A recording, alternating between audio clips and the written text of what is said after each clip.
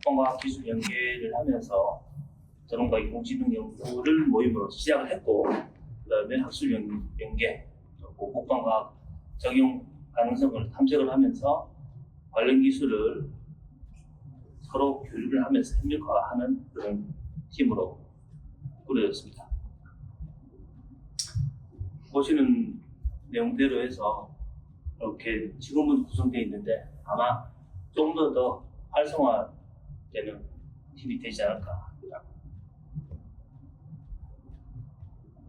궁금하신 내용은 나중에 별도로 드리도록 하겠습니다. 혹시 궁금하신 내용 있으십니까?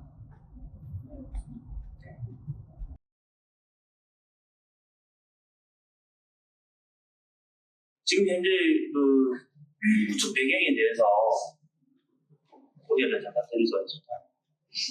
현재 교육 방식은 복잡한 조직 방식으로 인해서 교육을 하고 또 운영을 하다 보니까 그에 대한 전문적인 의존이 많이 되고 또 힘든 거 하다 보면 포기를 하고 하는 상황이 노출이 됐다는 적이 많이 있습니다.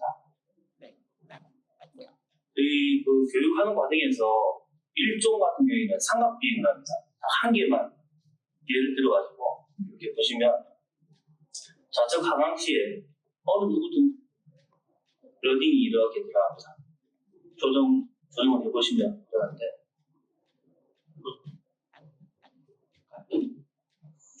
똑바로 내려가야 될 부분이 똑바로 내려가지 않고 조작은 했지만 본인이 조작을 했지만 똑바로 내려가지 않고 러딩이 들어갔든 아니면 먼저 내려와서 움직이는 이 부분이 교육을 하는 데 있어서 본인이 포기를 할 수밖에 없게끔 만드는 그런 상황이 한 번씩 노출됩니다. 이거는 저 같은 경우에는 적어도 한 3주 정도 이 부분 한 개 과제만 해가지고 교육을 했었는데 제한이 많이 되는 부분이 있기 때문에 이런 부분을 좀 타파하고자 하는 부분으로 교육 현실적으로 갖다가 승인을 했습니다. 인공지능을 이렇게 집어넣으면 아마 이 부분은 없어지겠지만 자격에 대한 부분은 없어진 게 아니라 본인이 그 부분에 대한 부분을 숙련을 하고 자격은 취득을 해야 될 부분 똑같이 이루어져야 될 부분이 있지 않을까 합니다. 현실 때는 다양한 산업에서 활용을 접목을 하고 있는 중이고 안전성, 규제 준응에 대한 여러 가지 어려움이 있는 걸로 확인되고 있습니다. 공동 해결 과제는 첫 번째 그룹, 두 번째 그룹, 세 번째 그룹에서 나와 있는 것대로 순번대로 아마 적용이 될 걸로 이해가 될 겁니다.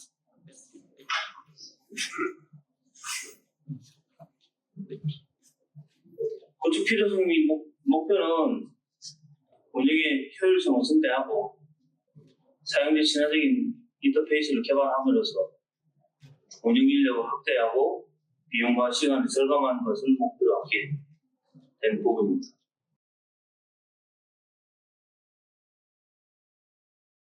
보통 이제 대규모 그 프로젝트 이렇게 진행하거나 하는 데서 CMMI 개발 방법론에 대해서 이제 프로젝트 진행하는 경우가 많이 있거든요.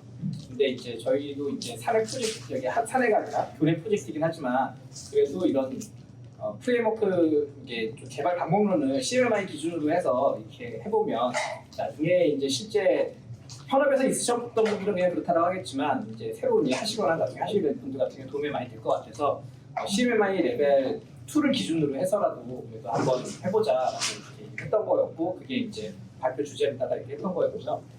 CMMI 레벨이 이게 아래에서부터 이제 위로 올라가는데 보통 이제 이게 그 처음에 나왔던 건 이제 국방부 조달 프로그램에 의해서 이제 미국 그쪽에부터 나온 건데 이거는 실제로 쓰여진 지는 되게 오래됐어요. 이게 뭐 시사라든가 뭐 이런 거를 공부하시거나 뭐 그렇게 하셨으면은 많이 들어보셨던 일도 있으실 텐데 이게 그 문제는 납품을 적기에 받기 위해서 이제 만들어진 방법론이거든요.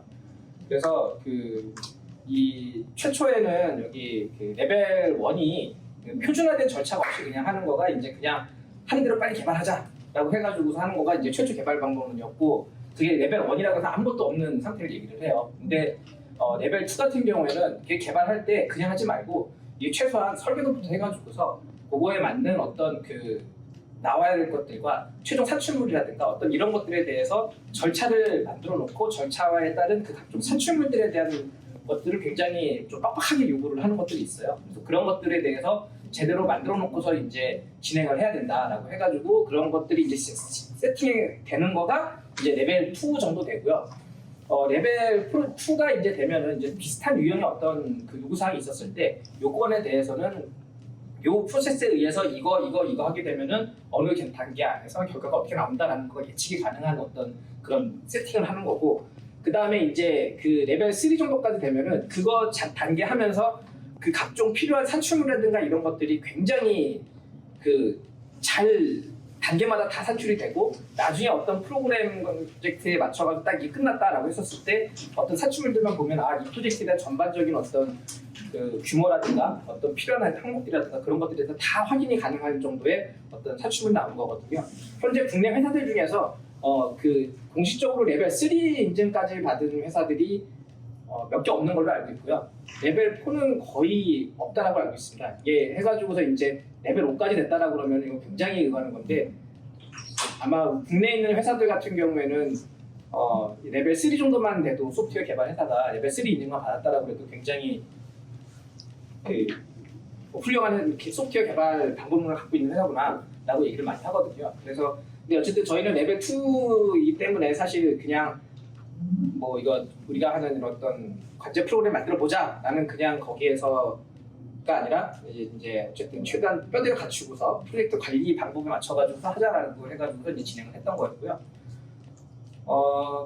이거 작업하면서 지금 현재 저희가 지난 1기까지는 이제 그 교수님이 이제 프로그래밍 코딩하는 방법과 더불어서 레벨 2에서 제일 처음 이제 필요한 항목들이 여기에서 보시면 이제 RM이라고 해가지고 요구사항 관리거든요. 요구사항에 대해서 제대로 한번 이 어떤 기능은 우리가 필요한 요건들이 어떤 거가 있었고 이 요건들에 대해서 우리가 어떤 요구사항들을 제대로 할 것인지에 대해서 그 요구사항을 만들어 놓는 단계까지 이제 작업을 했었던 거였거든요. 그 요구사항에 맞춰가지고서 아마 2기 때 분들이랑 같이 아마 나눠가지고서 많이 오신다라고 그러면 코딩하는 방법에 맞춰가지고 그거에 따른 각 화면별 프로그램 개발 방법 화면의 동작 기능이 정상적으로 나오는 거라든가 그리고 정상적으로 나온 거가 어떤 식의 입력에 대해서 이 어떤 식의 결과가 나왔다라는 거라든가 이런 것들까지 다 캡처하고 결과 확인까지 해가지고 문서화로 남기는 아마 그런 작업까지 아마 나중에 같이 하시게 될 것 같아요. 요구가 되면은 이제 이게 나중에 그거를 보면 어떤 요구사항이 더 들어오면 이게 필요한 작업들이 뭐가 되고 이걸 확인하기 위해서 어떤 거 했으니까 그거에 필요한 각 사람 멤버스가 어떤 식으로 들어가게 되고 그 사람들 작업 시간에 따른 비용 산출이라든가 그런 거에 대한 것들이 다 예측을 할 수 있는 그런 거를 확립을 하려기 위해서 이제 되는 거고 그걸 위한 가장 큰 출발 사항이 일단 이 레벨 2에서 필요한 중요한 사항이 이게 RM 요구사항 관련된 것들을 이 중요하다 작업 목표를 구체화하는 거였고요. 그리고 이제 요 RM만이 아니라 이 RM 말고 그 위에 이제 다른 뭐 요구사항 PP, 그다음에 PMC, 그다음에 MA, SA라는 약자를 해놨는데 이 약자를 해놓은 거는 CMMI 작업하면서 이런 약자에 대한 용어를 나중에 이런 필드라든가 이런 데서 주변에서 얘기하실 때 이런 걸 가지고서 얘기를 많이 하실 수가 있어서 그래서 일부러 약자를 이렇게 표현을 해놓은 거고요. 최소한 이제 작업하시면서 요 약어에 따른 어떤 그거가 되게 익숙해지고 이 단계별 문서가 어떤 거가 나오는지에 대해서 숙지를 하고 계시면은 나중에 도움이 많이 되실 거라 생각합니다. 그리고 여기서 지금 요 영역을 하고서 실제 프로그램 만들거나 이렇게 하면서 산출물에 대한 거가 이제 요 PP 영역 산출물을 통한 실질적인 작업 규모를 이제 추산하고 이렇게 하는 건데 요거는 실제 경험을 하거나 이제 실제 PM 역할을 하셨던 분들이 계시면은 이런 걸 보고서 어느 정도의 규모에 어느 정도의 시간이 들어갈 거다라는 거가 이제 되실 거예요. 프로그램 프로젝트 해보셨다라는 분 혹시 성함이 어떻게 되시는지? 신재준님. 네. 신재준님 같은 경우 혹시 프로젝트 하시면서 요 기획 단계 하시면서 기획 단계도 참여하셨으면 이런 거 같이 해보셨을 것 같은데. 네네. 예, 제가 말씀을 따로 안 드려도 어떤 건지 잘 아실 것 같은데요. 그래서 결국에는 이제 이렇게 저희가 하는 거에서는 이제 나중에 이제 SE 영역도 사실 레벨 2 하는 데 들어가는데 저희가 이제 이거는 실제로 공급업체가 없고 유지 보수 관리를 위한 어떤 그런 프로세스는 따로 지금 생각을 안 하고 있는 거라서 이거는 빼놨는데 실제로는 나중에 이제 레벨 2 하면서 RM, PP, PMC, MA, SA 이거 같이 묶여서 한다라는 거를 나중에 이해를 해주시고 처리하시면 될 것 같습니다.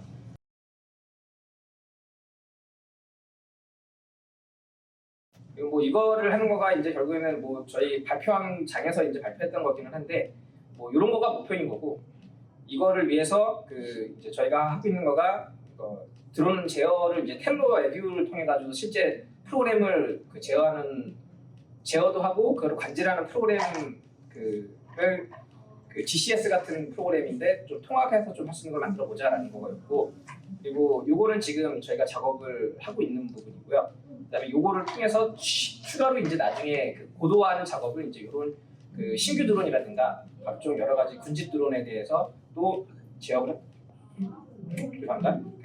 할 수 있는 기능을 넣고 이제 추가적인 기능을 하겠다라는 거가 계획이었고요. 그리고 어쨌든 저희가 이게 하려는 거가 지금 사실 어떻게 상용화 나와 있는 거에 비하면 굉장히 좀 작은 단위의 작은 범위이기는 하지만은 그리고 교내에서 아무것도 없는 상태에서 요거를 기반으로 해가지고서 경험을 하고 이런 어떤 기능이라든가 요거에 대해서 습득하시면 나중에 필드 나가셨을 때라든가 아니면 현업에서 직접 작업을 하실 때 좀 더 많은 도움이 되지 않을까 싶어가지고서 이렇게 진행이 되고 있는 거고 여기 오셔서 만약에 같이 합류해서 작업을 하시게 된다라고 그러면 그런 부분에 대해서 많이 얻어가시는 게 있으셨으기를 바라는 바입니다. 그리고 하시게 되면 C샵이라든가 원래 보통 드론에 대한 제어하는 프로그램들 저도 이렇게 계속 보면 다 파이썬보다가 하는 것들이 굉장히 많이 있거든요.